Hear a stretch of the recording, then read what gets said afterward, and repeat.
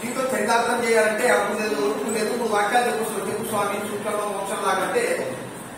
అప్పుడు ఆ సన్యాసి ఏం చెప్పాడయ్యా అంటే పొద్దున్న లేగానే ఈ భక్తుడికి వచ్చిన భక్తుడు పొద్దున్న లేగానే దూతమాడు పొద్దున్న లేగానే ఏమనాలంటే దూతమాడాలి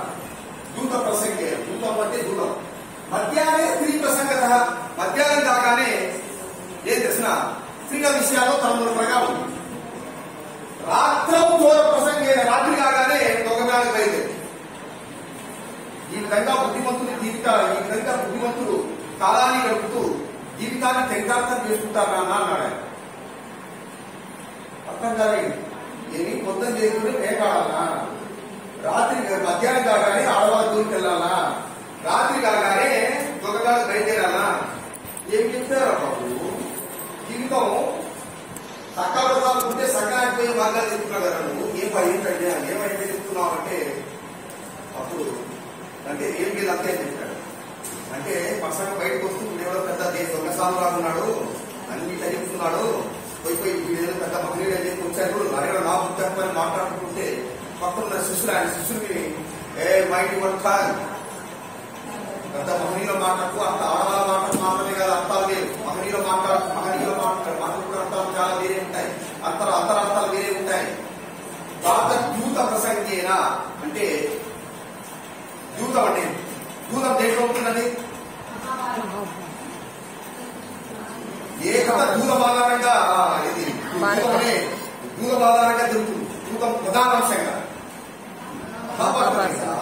ఆ శక్తిని మాయాదూతంలో ఓడించి రాజ్యాన్ని అపహరించడం అంతేకాకుండా వాళ్ళని అవలోపాలు చేయడం అజ్ఞాతవాసాలు పంపడం అంతే కదా. కాబట్టి దూతం ఉన్న మహాభారతాన్ని ఉదయకుండా చదువు తర్వాత ఆ విధంగా ఏంటంటే ద్యూత ప్రసంగేన అంటే దూత ప్రధానాంశంగా కలిగినటువంటి మహాభారతాన్ని ఉదయం మధ్యాహ్నే స్త్రీ ప్రసంగత మధ్యాహ్నం కాగానే ఏంటంటే ఇదిగో ఆడవాళ్ళ విషయాలు రాముడి భార్యను ఎత్తుకెళ్ళింది ఎవరండి శుక్రుడి భార్యను ఎత్తుకెళ్ళింది ఎవరండి భార్యను అట్లా ఆడవాళ్ళ విషయాలు ప్రధానంగా కలిగినటువంటి రామాయణ దేవుడు మధ్యాహ్నం కూడా రాత్రం చోర ప్రసంగేన రాత్రి కాగానే దొంగతనం విషయాల గురించి చర్చించు అంటే రాత్రి దొంగ దొంగలైతే దొంగ మరే దొంగ చూడండి చెప్పకండి ఆయన కథలు ఉన్నటువంటి బాగా చదవయ్యా ఆయన కథ దాగి ఉన్నా